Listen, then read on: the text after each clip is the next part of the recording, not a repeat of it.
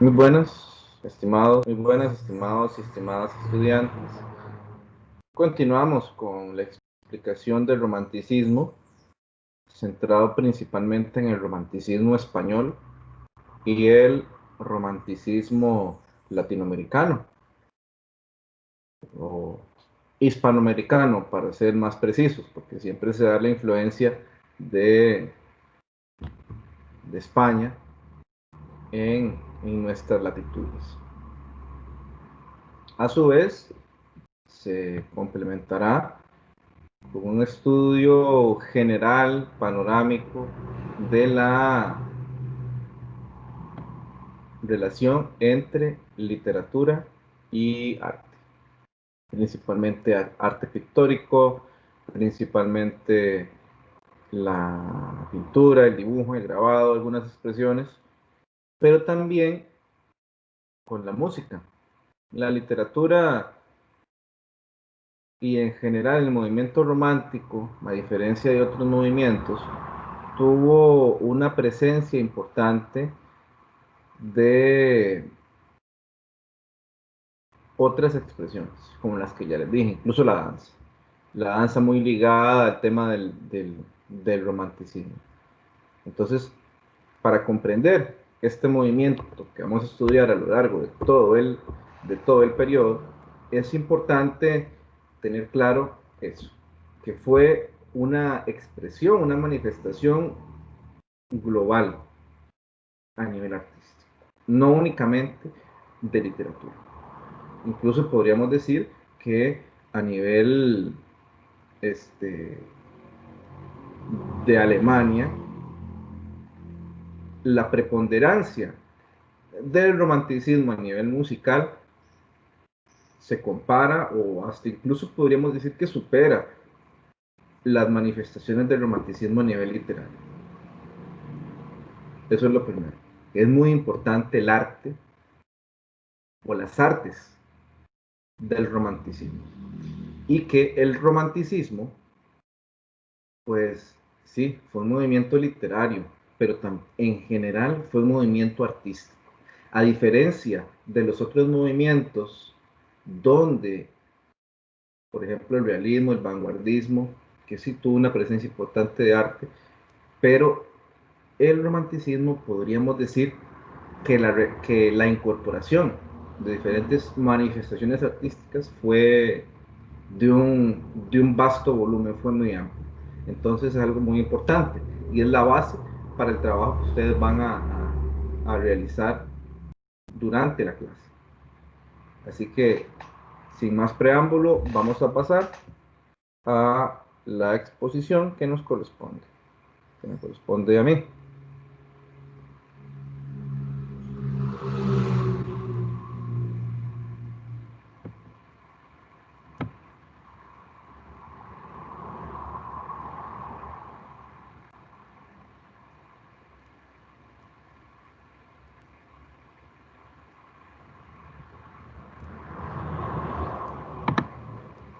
Se está cargando, lo estamos buscando para comenzar.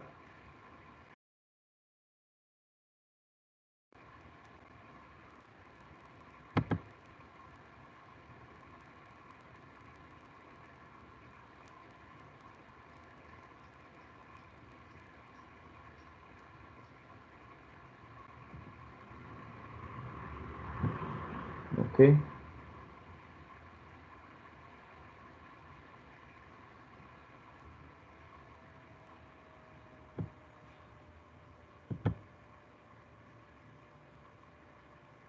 Entonces, con respecto al romanticismo español, podemos decir que en España, cuando hablamos del romanticismo español, nos referimos específicamente a España, ya tiene una expresión tardía, no tiene esa vitalidad que quizás expresó el romanticismo de otros países y fue bastante transitorio. Podemos decir que el romanticismo en España sí predominó desde mediados del siglo XIX pero para ser más precisos, podríamos afirmar que duró unos 10 años su apogeo. Estamos hablando de 1835 a 1845 aproximadamente, porque como dijimos, el epicentro del romanticismo lo vimos principalmente en Alemania, Inglaterra y Francia. Llegó a España, por supuesto, pero ya con cierto desgaste, con cierto desgaste. ¿A qué se debe eso? Se debe justamente a que en España lo que fueron los cambios sociales propios que marcaron el romanticismo, pues no fueron tan marcados. Y, por ejemplo, hubo un aferrarse a las tradiciones que quizás en un momento de los romanticismos anteriores, de Francia principalmente, no fue tan así. Principalmente al poder o a la importancia que tuvo la religión católica y los reyes en España. Francia, pues, eh, se derrocaron, luego con la caída de Napoleón volvieron, pero tuvo ese periodo, ¿verdad?, de cuestionamiento a la monarquía. En España quizás ese cuestionamiento no fue tanto, lo que eh, provocó, digamos, los cambios sociales y políticos que se dieron en esos países. Francia y Inglaterra llegaron a España, pues, después. Y además, eh, ya el romanticismo iba como en una especie de desgaste cuando llega a España. Entonces, por eso es que se da en un poco tiempo. En España lo que vemos más fuerte después, como movimientos literarios y expresiones estéticas, va a ser el realismo, el costumbrismo, es muy importante, el naturalismo, pero principalmente una literatura realista, que fue la que quizás tuvo un poco más de apogeo, una literatura naturalista, ¿verdad? Entonces, por eso se habla de que a mediados del siglo XIX llega con más fuerza el romanticismo a España, y ahí se habla de un periodo post-romanticismo que se mantiene hasta el 70, hasta la década para ya dar paso a otras expresiones. Pero esa es la característica, pues, fundamental del romanticismo español. En España hay dos vertientes importantes que tienen que ver con, en primer lugar, un romanticismo más tradicional de lo que hablábamos la semana anterior, con un afán de rebeldía, con ese amor romántico, ese tema amoroso presente, ese respeto por lo espiritual, ese aferrarse incluso a las tradiciones un poco ligadas a la monarquía, a los reyes, a la jerarquía de la iglesia, que eso lo podemos englobar en ese romanticismo tradicional. Y por otro lado, se encuentra un romanticismo liberal, ¿ok? El romanticismo tradicional, como voy a leer, defiende los valores tradicionales, normalmente asociados a la iglesia y a la patria. Entonces, cuando hablamos de romanticismo tradicional, nos referimos a los temas acostumbrados de este movimiento, como es la exaltación a la patria,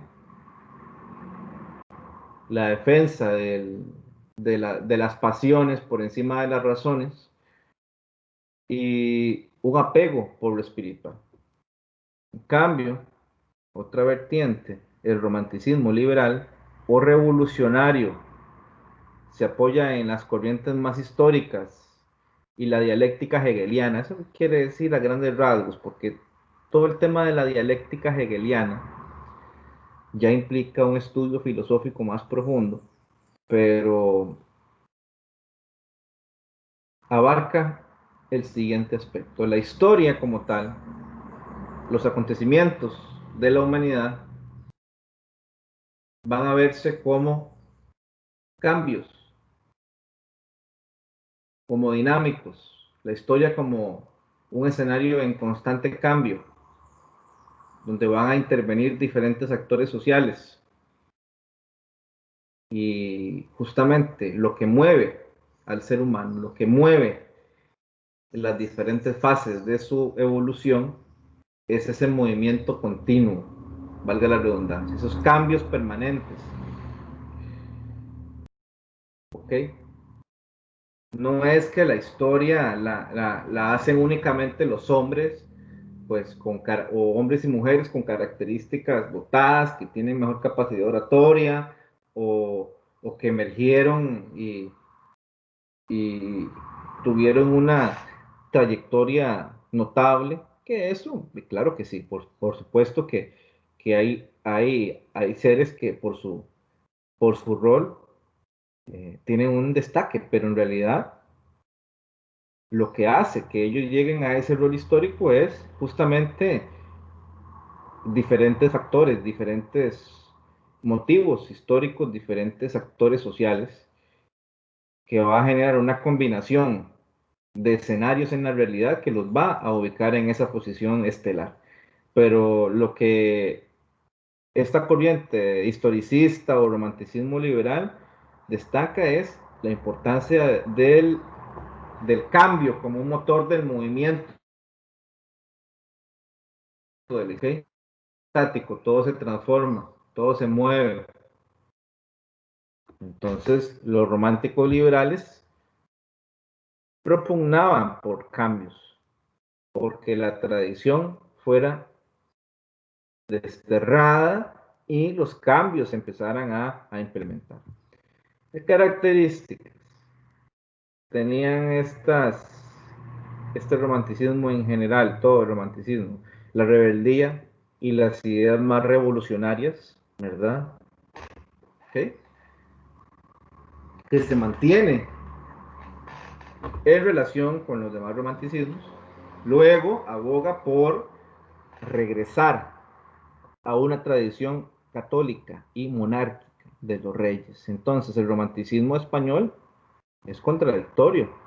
Por un lado, un sector se unía a una visión más rebelde, más transformadora del arte, y otro sector se apegaba a la tradición.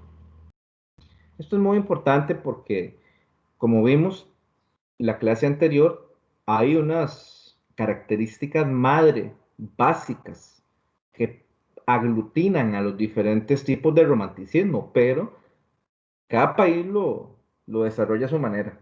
En el caso español se da esa mezcla, ese dinamismo entre la tradición y la rebeldía.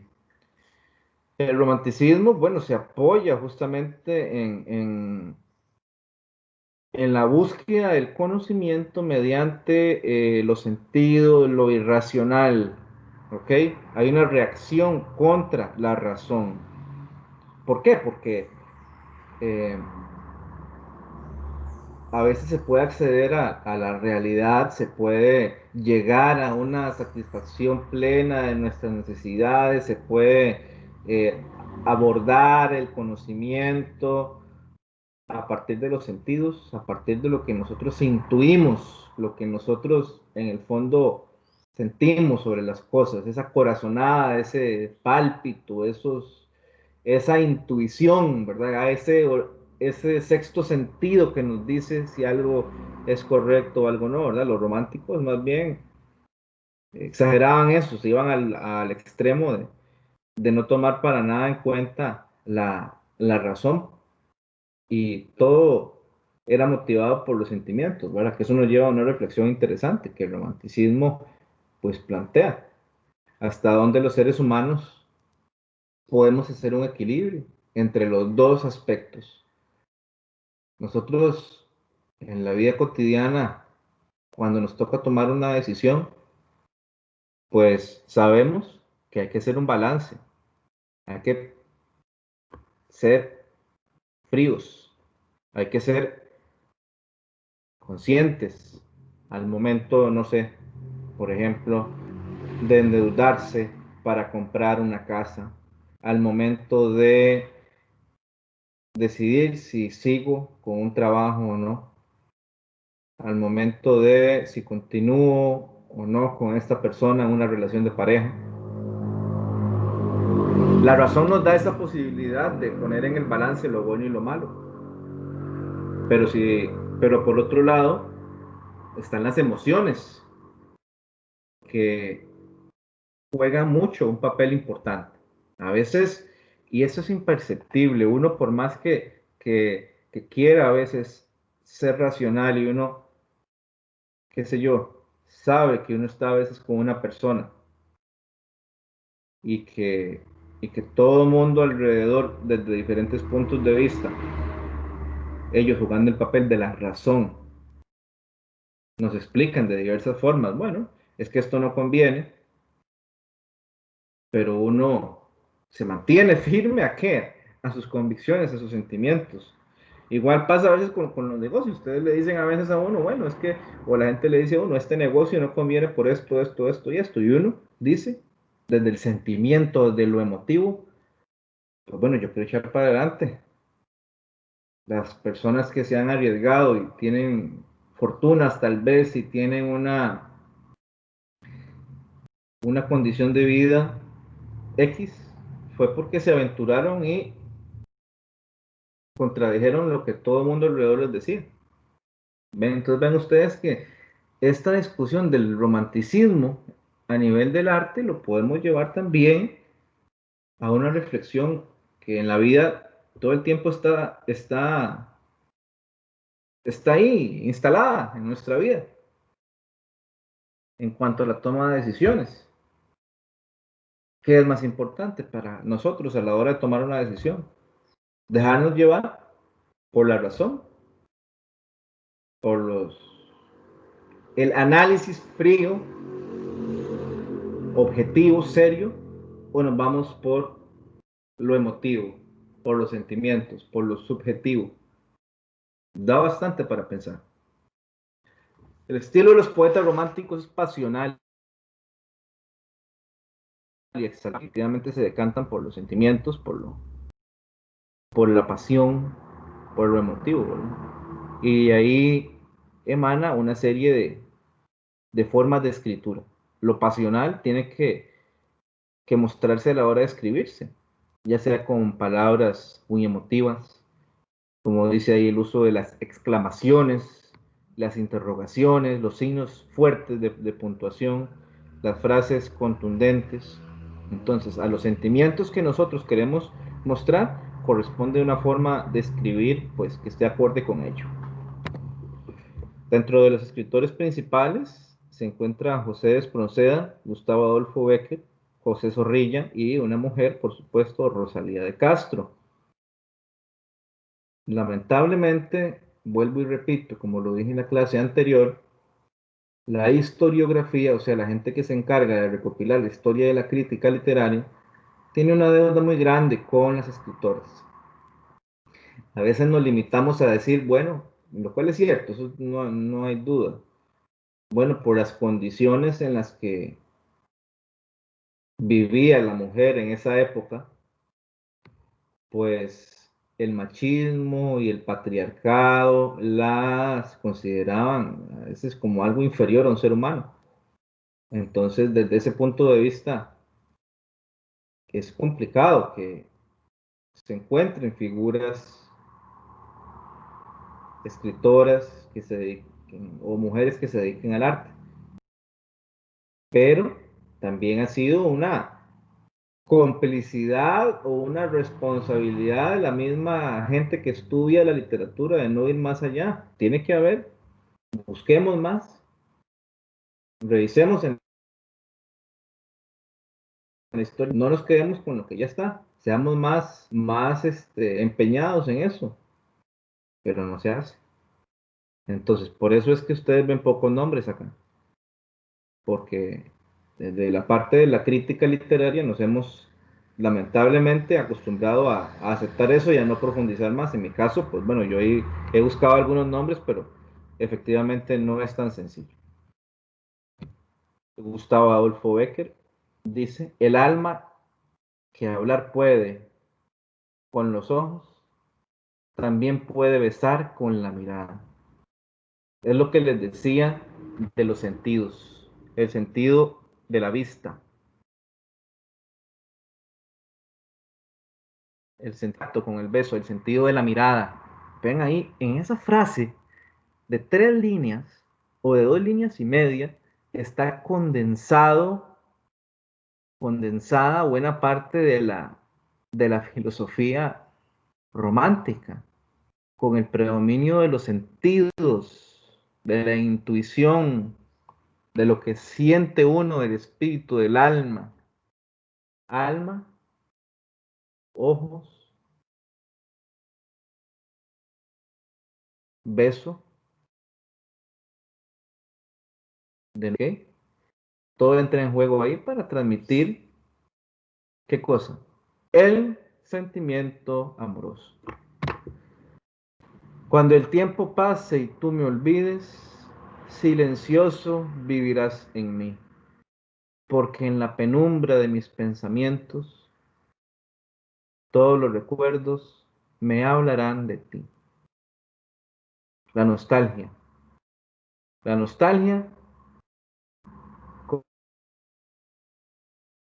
como esto, no solo el amor, no solo lo bonito, el romanticismo se caracteriza por eso, porque no es nada más narrar o hablar de las cosas bonitas, sino de lo que duele. Voy a intentar a ver cómo me sale, ustedes me dirán ahí en su feedback, en la retroalimentación, si llego aunque sea, si le llego aunque sea a los talones un poquitito de la compañera Tania, que le quedó muy bien la recitación. Voy de nuevo. Cuando el tiempo pase y tú me olvides, silencioso, porque en la penumbra de mis pensamientos, todos los recuerdos me hablarán de ti. Como les dije, no creo que vaya a superar esa recitación de la compañera, pero bueno, hay que intentarlo. Y el pensamiento es necesario ejercitarlo. Se debe cada día y de nuevo pensar para conservar la vida del pensamiento. ¿Ven?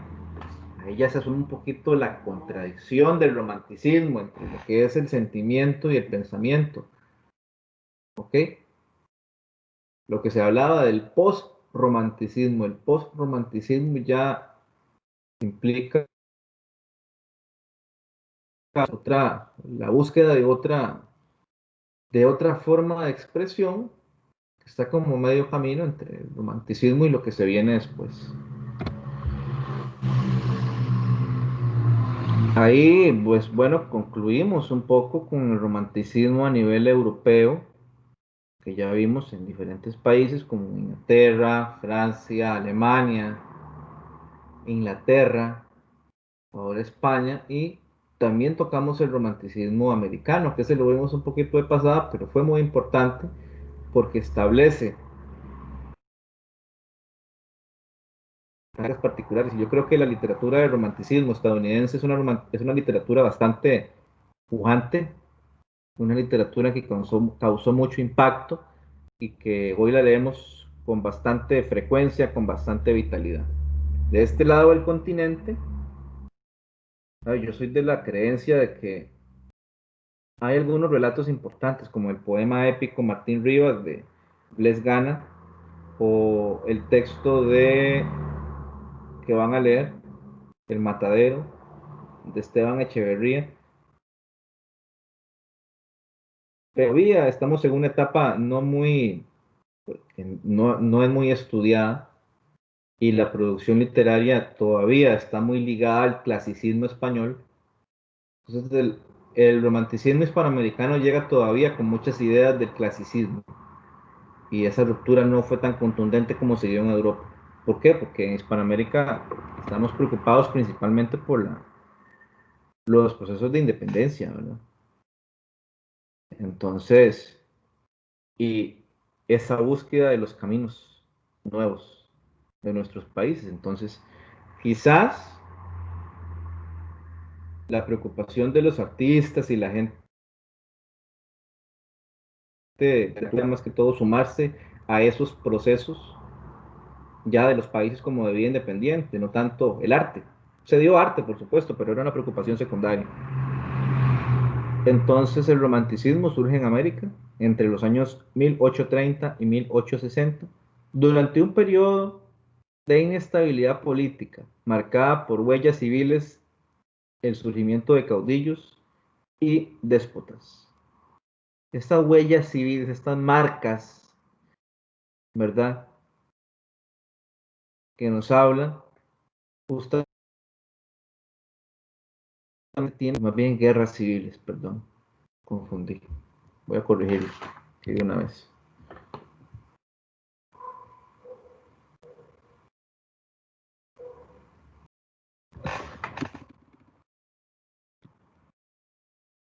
¿Eh? ¿Verdad? Entonces, voy a volver a la pantalla.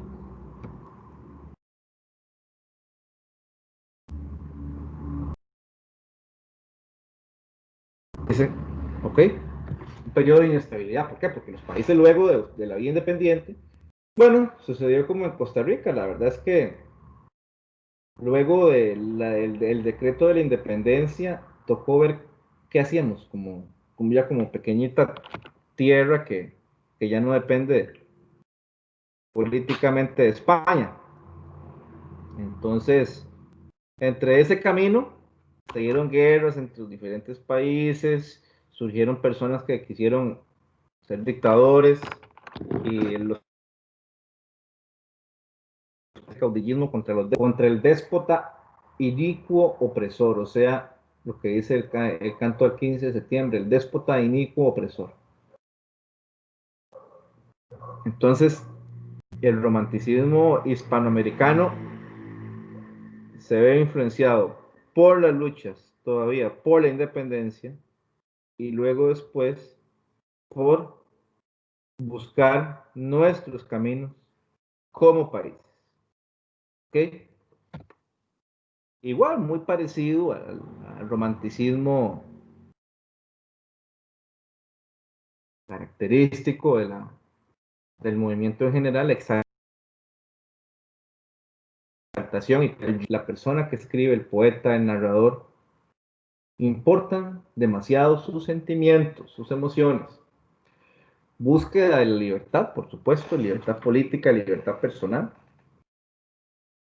Reitero, el nacionalismo exacerbado, o sea, un nacionalismo muy fuerte, y el idealismo intenso, y aferrarse a los ideales, a buscar una realidad, pues, en la que estemos plenamente realizados nosotros, valga la redundancia. A eso se refiere el idealismo, de estar en un estado de plena felicidad, de plena realización de nuestras capacidades, de nuestras potencialidades, un escenario, como dice ahí, ideal. No perfecto, pero por lo menos un escenario donde nos podemos desarrollar plenamente. Valoración de la naturaleza, no se pierde ese rasgo característico hacia la naturaleza. Se exalta las costumbres populares, las leyendas, lo nacional. Por eso es que va de la mano con un romanticismo social, político y liberal, porque el país o la esencia de los países, o lo más importante de los países, se identifica con lo popular, con las tradiciones. Y eso es lo que nos va a dar como nación, ¿verdad? Y lo que nos va a hacer diferentes de los demás y a destacar por encima de los demás. Y al final de cuentas es lo mismo, porque todos creen que son superiores o diferentes a los demás, entonces todos estamos en un mismo nivel prácticamente. De que a veces esto del romanticismo social, político y liberal se las trae, es un tema por analizar. Y un aspecto que caracteriza el romanticismo hispanoamericano es el rechazo por lo español, pero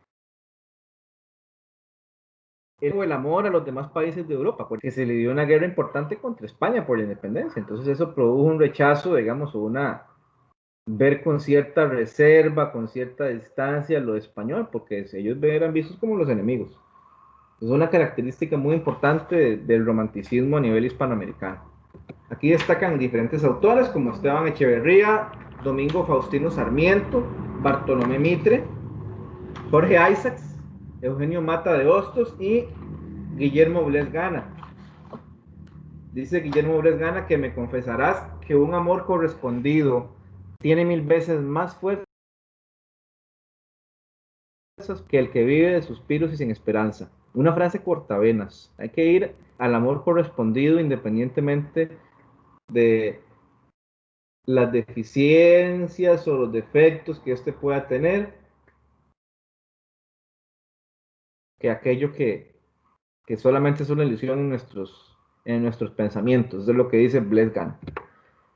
Esteban Echeverría, por supuesto, correspondiendo a esos anhelos de libertad a través de la literatura, manifiesta la libertad es el derecho que cada hombre tiene para emplear sin traba alguna sus facultades en el conseguimiento de su bienestar y para elegir los medios que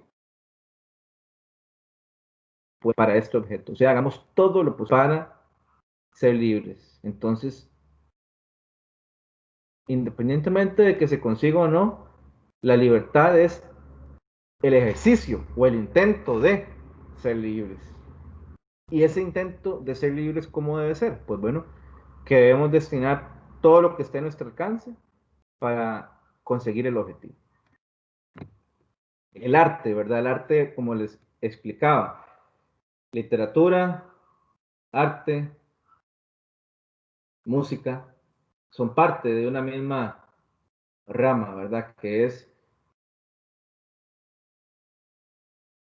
se vincula con la creatividad, con la belleza,